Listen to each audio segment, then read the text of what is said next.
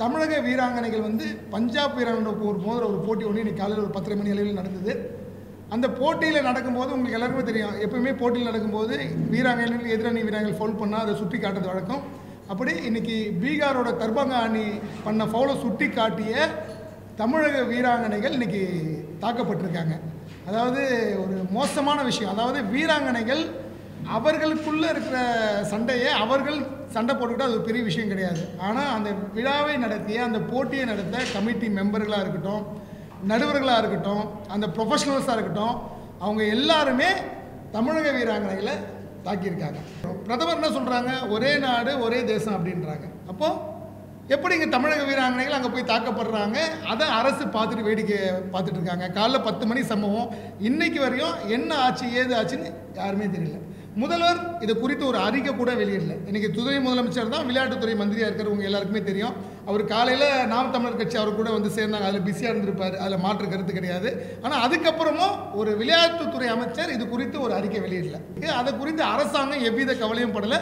மக்களுக்கும் இந்த ஒரு விஷயம் வந்து ரீச் ஆகலை. ஏன்னா பெரியாரும் தமிழும் அப்படின்ற விஷயம் எந்த அளவுக்கு ஊடகங்களில் பேசப்பட்டதோ அதில் 0.1% கூட இது போன்ற விஷயங்கள் பேசப்படலை.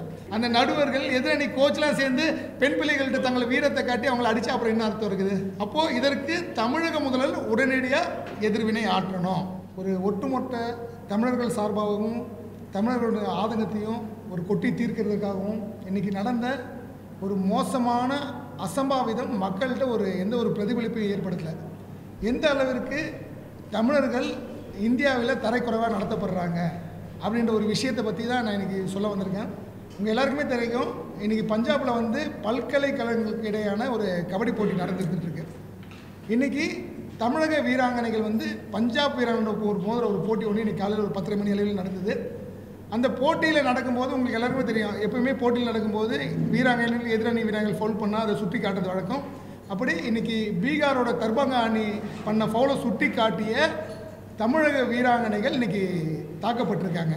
அதாவது ஒரு மோசமான விஷயம். அதாவது வீராங்கனைகள் அவர்களுக்குள்ளே இருக்கிற சண்டையை அவர்கள் சண்டை போட்டுக்கிட்டு அது ஒரு பெரிய விஷயம் கிடையாது. ஆனால் அந்த விழாவை நடத்திய அந்த போட்டியை நடத்த கமிட்டி மெம்பர்களாக இருக்கட்டும், நடுவர்களாக இருக்கட்டும், அந்த ப்ரொஃபஷனல்ஸாக இருக்கட்டும், அவங்க எல்லாருமே தமிழக வீராங்கனைகளை தாக்கியிருக்காங்க. அதாவது எவ்வளோ ஒரு பாதுகாப்பாக இங்கேருந்து நம்ம வீராங்கனைகளை அனுப்பணும். எல்லாம் தெரிஞ்சுங்க, எல்லாமே சாதாரண வீராங்கனைகள் கிடையாது, ப்ரொஃபஷனல். இந்திய அணிக்காக விளையாடக்கூடிய ஒரு மிக தரம் வாய்ந்த வீரர்கள் அத்தனை பேர் இன்றைக்கி தமிழ்நாட்டில் இருக்காங்க. இன்றைக்கி தமிழ்நாட்டில் இந்த இந்திய அணி சார்பாக ஒரு 4 தமிழ் பெண்கள் இன்றைக்கி விளையாடுறாங்க. அந்த பெண்கள் அடங்கிய குழு பல்கலைக்கழக 4 பல்கலைக்கழகம் இன்றைக்கி அங்கே போயிருக்கு. அன்னை தெரசா பல்கலைக்கழகம், கொடைக்கானல் சார்பாக அழகப்பா பல்கலைக்கழகம், அதுவும் இல்லாமல் இன்னும் 2 பல்கலைக்கழகம் போயிருக்கு. அந்த குவார்ட்டர் ஃபைனல் நடந்த மேட்ச்சில் இந்த ஒரு மோசமான சம்பவம் நடந்திருக்கு. எதற்காக நான் இதை சொல்கிறேன்னா, தொடர்ந்து வடக்கில் இருக்கவங்க தெற்கு மேலே இருக்க ஆதிக்கம் வந்து இன்னும் ஒரு குறைஞ்ச மாதிரி தெரியல. ஏன்னா நமக்கு இங்கே தமிழ்நாட்டில் எத்தனையோ விளையாட்டு போட்டிகள் நடந்திருக்கு, எத்தனையோ டோர்னமெண்ட்டில் நடந்திருக்கு. உங்கள் எல்லாருக்குமே அது தெரியும். எந்த ஒரு டோர்னமெண்ட்லேயாவது இது போன்ற ஒரு விரும்பத்தகாத சம்பவங்கள் என்றைக்கா நடந்திருக்கா? தமிழ்நாட்டுக்கு வந்த விளையாட்டு வீரர்கள் தாக்கப்பட்டார்கள் அப்படின்ற ஒரு சம்பவத்தை என்னைக்காவது நம்ம யாராவது கேள்விப்பட்டிருக்குமா? அப்போது தமிழகத்தில் அந்த அளவுக்கு மதிப்பும் மரியாதையும் கொடுக்குற நம்ம தமிழ்நாட்டு மக்கள் வேறு வட மாநிலம் போய் விளையாடும்போது எப்படி இப்படி தரக்குறைவாக நடத்துகிறாங்க? விளையாட்டு வீரர்களுக்குள்ள சண்டை சகஜம், சரி. ஆனால் அந்த ஒரு அரசாங்கம் இன்றைக்கி வந்து பஞ்சாப் அரசாங்கம் வந்து அந்த சம்மந்தப்பட்ட கபடி பயிற்சியாளரை கைது பண்ணியிருக்கதா ஒரு நியூஸ் வருது. ஏன்னா காலையில் அந்த பயிற்சியாளர் நான் ஃபோன் பண்ணி பேசியிருந்தேன். அவர் அந்த வீடியோக்கள்லாம் எனக்கு அனுப்பிச்சிருந்தார். ஆனால் மத்தியானத்துக்கு மேலே அவரை தொடர்பு கொள்ள முடியல. அவர் கைது செய்யப்பட்டதாக ஒரு நியூஸ் ஒன்று வந்திருக்கு. மதிப்பிற்கு காங்கிரஸ் கட்சியில் செல்வ பெருந்தகையும் அதை உறுதிப்படுத்தியிருக்காரு. அப்போது இன்றைக்கி எவ்வளோ ஒரு பூகமமாக நடக்க வேண்டிய ஒரு விஷயம். தமிழ்நாட்டு வீராங்கனைகள் அதை வேறு நாட்டில் கூட பரவாயில்ல, தன்னுடைய சொந்த நாட்டில் தாக்கப்பட்டிருக்காங்க. அப்போது இதை அந்த பயிற்சியாளர்கிட்ட நம்ம இதை பற்றி விசாரிக்கும் போது இது இன்னைக்கு நேற்று நடக்கிறது இல்லை, காலங்காலமாக எப்பயாவது இந்த வட இந்திய வீராங்கனைகளும் சரி வீரர்களையும் நம்ம ஜெயிக்க முனையும் போது வேண்மணி அவர்களை பிரச்சனைகளை இழுத்து அவர்களை தாக்குவது சகஜம் அப்படின்ற ரீதியில் சொல்கிறாரு. இன்றைக்கி ஊடகங்களில் இந்த செய்தி வந்து ஒரு மிகப்பெரிய செய்தியாக வெளியே வந்துடுச்சு. அதனால் இந்த விஷயத்தை நம்ம இங்கே பதிவு பண்ணுறோம். மதிப்பிற்குரிய முதல்வர்கள் அவர்களுக்கு ஒரு சின்ன ஒரு கோரிக்கை வைக்கிறோம். அதே போல் மத்திய அரசு பிரதமருக்கும் ஒரு கோரிக்கை வைக்கிறோம். பிரதமர் என்ன சொல்கிறாங்க, ஒரே நாடு ஒரே தேசம் அப்படின்றாங்க. அப்போது எப்படி இங்கே தமிழக வீராங்கனைகள் அங்கே போய் தாக்கப்படுறாங்க, அதை அரசு பார்த்துட்டு வேடிக்கை பார்த்துட்டு இருக்காங்க. காலைல 10 மணி சம்பவம், இன்னைக்கு வரையும் என்ன ஆச்சு ஏது ஆச்சுன்னு யாருமே தெரியல. முதல்வர் இது குறித்து ஒரு அறிக்கை கூட வெளியிடல. இன்றைக்கி துணை முதலமைச்சர் தான் விளையாட்டுத்துறை மந்திரியாக இருக்கிறவங்க எல்லாருக்குமே தெரியும். அவர் காலையில் நாம் தமிழர் கட்சி அவர் கூட வந்து சேர்ந்தாங்க, அதில் பிஸியாக இருந்திருப்பார், அதில் மாற்று கருத்து கிடையாது. ஆனால் அதுக்கப்புறமும் ஒரு விளையாட்டுத்துறை அமைச்சர் இது குறித்து ஒரு அறிக்கை வெளியிடல. அப்போது அந்த அளவுக்கு தான் தமிழ்நாட்டு வீராங்கனைகள் பார்க்கப்படுகிறார்களா? அப்புறம் எப்படி நம்ம ஒலிம்பிக்கில் கோல்டு மெடல் வாங்க முடியும்? இன்றைக்கி தமிழர்களோட ஒரு வீர விளையாட்டு கபடின்னு நம்ம சொல்கிறோம். அதாவது மற்ற மாநிலங்களோட தமிழ்நாட்டில் தான் கபடிக்கு வந்து நிறைய முக்கியத்துவம் அளிக்கப்படுது. அப்போது பெண் பிள்ளைகள் இதை தாண்டி எவ்வளோ குடும்ப சூழ்நிலைகளை தாண்டி எவ்வளோ சமூகத்தோட்ட நிர்பந்தங்களை தாண்டி விளையாட போகிற தமிழக பெண் வீரர்களுக்கு இப்படி ஒரு நிலை ஏற்பட்டிருக்கு. அதை குறித்து அரசாங்கம் எவ்வித கவலையும் படலை, மக்களுக்கும் இந்த ஒரு விஷயம் வந்து ரீச் ஆகலை. ஏன்னா பெரியாரும் தமிழும் அப்படின்ற விஷயம் எந்த அளவுக்கு ஊடகங்களில் பேசப்பட்டதோ அதில் 0.1% கூட இது போன்ற விஷயங்கள் பேசப்படலை. எதற்காக இந்த ஒரு பத்திரிகையாளர் சந்திப்புனா, இந்த விஷயங்களை முளையிலே கிள்ளி ஏறினோம் அப்படின்ற ஒரு கோரிக்கை நம்ம தமிழக அரசுக்கு வச்சுருக்கோம். எதற்காக இந்த ஒரு கோரிக்கை நம்ம வச்சுருக்கோம்னு கேட்டிங்கன்னா, ஏன்னா இது முளையிலேயே கிள்ளி ஏறிலைன்னா அந்த காலத்தில் அண்ணாதுரை சொன்ன மாதிரி வடக்கு வாழ்கிறது தெற்கு தேய்கிறது அப்படின்றத நீங்கள் கேள்விப்பட்டிருப்பீங்க. அந்த மாதிரி இன்னமும் நம்மளை ஒரு கீழ்த்தரமாக தான் நினைக்கிறாங்களா? சம்பந்தப்பட்ட நபர்கள் மீது கடுமையான நடவடிக்கையை பஞ்சாப் அரசாங்கம் மேற்கொள்ள வேண்டும். அதற்கு மத்திய அரசு ஒரு மிகப்பெரிய அழுத்தத்தை கொடுக்கணும், மாநில அரசும் ஒரு மிகப்பெரிய அழுத்தத்தை கொடுக்கணும். சம்பந்தப்பட்ட வீராங்கனைகளை தனி விமானம் மூலமாக இங்கே தமிழ்நாட்டுக்கு வர்றதுக்கு வந்து ஆவண ஏற்பாடு பண்ணணும். ஏன்னா கள்ளச்சாராயம் குடிச்சு செத்தவனுக்குலாம் எவ்வளோ ஈடுபாடு இந்த அரசு காடுன்னு உங்களுக்கு இன்றைக்கி தெரியும். இன்றைக்கி விளையாட்டு எந்த அளவு முக்கியன்றது உங்கள் எல்லாருக்குமே தெரியும். உலக அளவில் படிப்புக்கு இருக்கிற முக்கியத்துவம் இன்றைக்கி விளையாட்டுக்கு அனைத்து நாடுகள்லையும் கொடுக்கப்படுகிறது. சீனா போன்ற நாடுகள்லாம் 2 வயசு 3 வயசுலேருந்தே பசங்க வந்து விளையாட்டில் வந்து அவங்கள மேம்படுத்துகிறாங்க, அவர்களுக்கான விஷயங்களை பண்ணுறாங்க. நாம் அந்த மாதிரி பண்ணலன்னா கூட பரவாயில்ல, அந்த மாதிரி பண்ணலனாலும் கூட பரவாயில்ல, வீராங்கனைகளை இது போன்று அவமானப்படுத்துவதை வந்து நம்ம தடுத்து நிறுத்தணும். அப்படி அந்த சம்பவம் நடந்தாலும் அந்த வீராங்கனைகளுக்கு நாங்கள் பக்கபலமாக இருக்கணும் அப்படின்ற ஒரு விஷயத்தை வந்து அரசு சொல்லணும். ஏன்னா நம்ம தமிழக அரசு தான் அவர்களை ஊக்குவிக்கணும். நம்ம வீட்டு பசங்களை யார் ஊக்குவிக்க போகிறா? இந்த பசங்க வந்து ஒரு 10 நாளைக்கு முன்னாடி தூத்துக்குடியில் என்னுடைய கிராமத்து பக்கத்தில் இதே வீராங்கனைகளுக்கு என்னோட கையால் நான் பரிசு கொடுத்துருக்கேன். அவ்வளோ திறமையாக விளையாடுறாங்க, ஆண் பிள்ளைகளுக்கு நிகராக அவ்வளோ திறமையாக அந்த பசங்க விளையாடுறாங்க.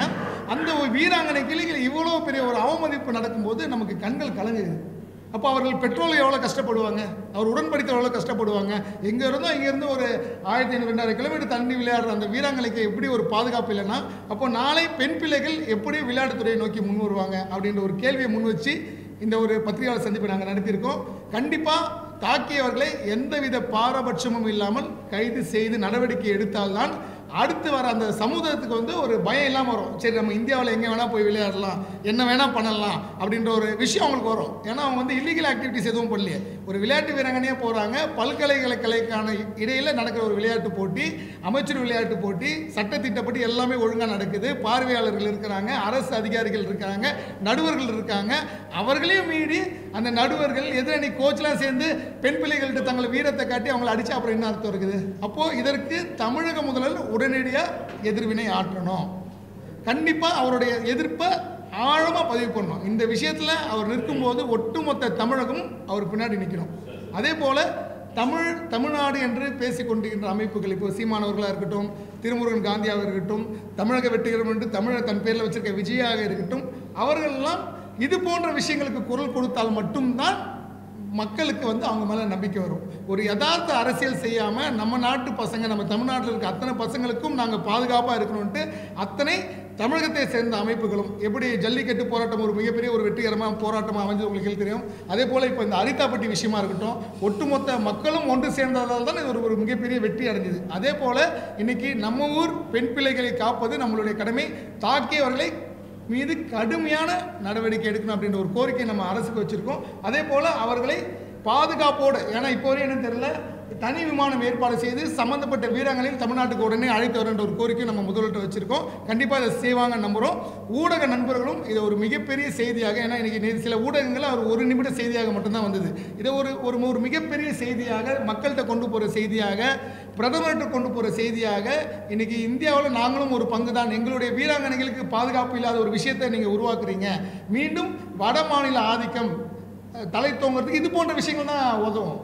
இப்போ நம்ம பார்க்கும்போது அதான் கஷ்டமாக இருக்குது. இந்த மாதிரி எந்த நடவடிக்கையில் நம்ம அதாவது அடித்தது அவங்க, கைது செய்யப்பட்ட தமிழக பயிற்சியாளர் அப்படின்ற ஒரு செய்தி வருது. அப்போ எப்படி ஒரு அலட்சிய போக்கு இருக்குது. அப்போ இவ்வளோ நேரம் 10:30 மணிக்கு நடந்த சம்பவம் இப்போ சாயங்காலம் ஒரு 4-4:30 ஆயிடுச்சு. இப்போ வரையும் தமிழகத்தோட விளையாட்டுத்துறை அமைச்சராக இருக்கட்டும், முதல்வராகட்டும் இது குறித்து எதுவுமே பேசலை. அப்போ அவங்கள பேசணும், அவங்க காதுகளுக்கு இது போகணும் அப்படின்றதுக்காக தான் இந்த ஒரு அவசர செய்தியாளர் சந்திப்பு வச்சுருக்கோம். தயவு செய்து ஊடக நண்பர்கள் இதை பொதுமக்கள்கிட்ட கொண்டு போய் சேருங்க, அரசுக்கிட்ட கொண்டு போய் சேருங்க. இந்த அரசும் ஊடகங்களும் மக்களும் ஒட்டுமொத்தமாக நம்மளுடைய தமிழக வீராங்கனைகளுக்கு பின்னாடி இருக்கிறோம் அப்படின்ற விஷயத்தை நம்ம கொண்டு போய் சேர்க்கணும். நன்றி, வணக்கம்.